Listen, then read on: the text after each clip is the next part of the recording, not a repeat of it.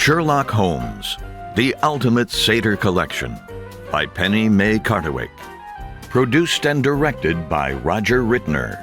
Narrated by Ian Whitcomb, with J.W. Terry and Barbara Goodson.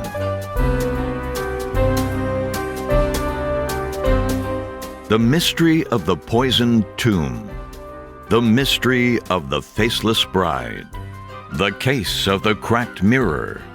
A Strange Affair with the Woman on the Tracks. The Curse of a Native. The Case of the Missing Mayan Codices. Murders on the Voyage to India. The Heist. The Game of Cat and Mouse. Death in the Tropics of an English Explorer.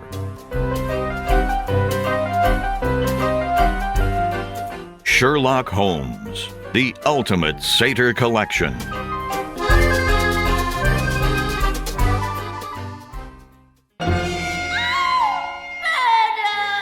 The scream echoed down the hallway, shaking me from my slumber.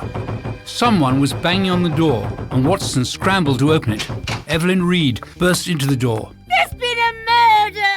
She repeated. "Keep calm, my dear, and show me where it's happened."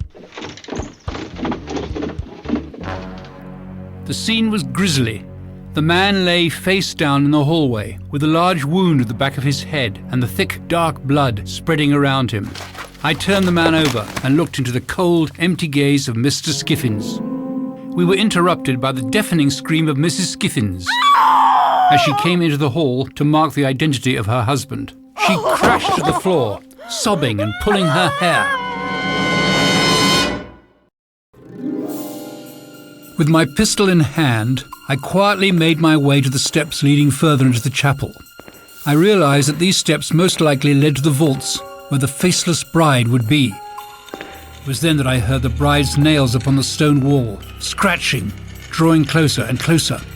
When I turned, would it be a ghost or a person I would face?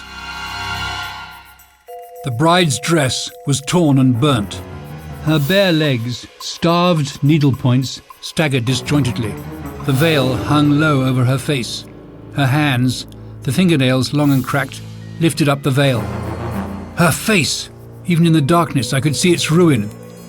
The eyes had been snatched from its sockets, the nose sunken in.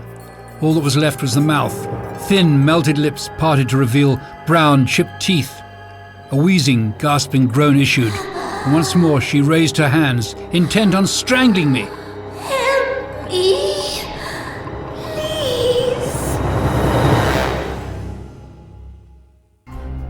We disembarked from the train and made our way across the tracks.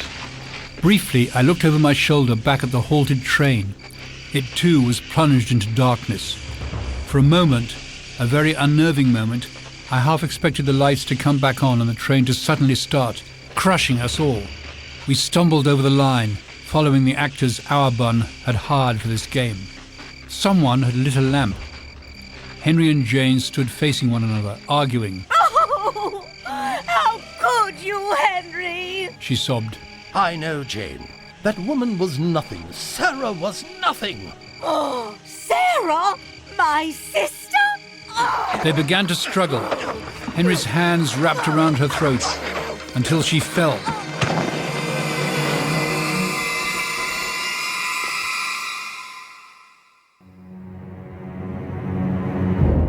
I wanted to find out more about this opera ghost, and so I began to question the ballet girls and stagehands.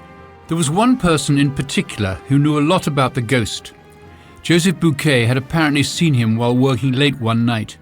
The man described him as being incredibly thin and wearing a dress coat, and that his head was not made of flesh, but a death's head, which stretched skin and dark pits for eyes, whose head was aflame. I was deeply worried for the missing young woman. If she had been taken by the opera ghost, be he flesh or spirit, how would she fare if she rejected his love?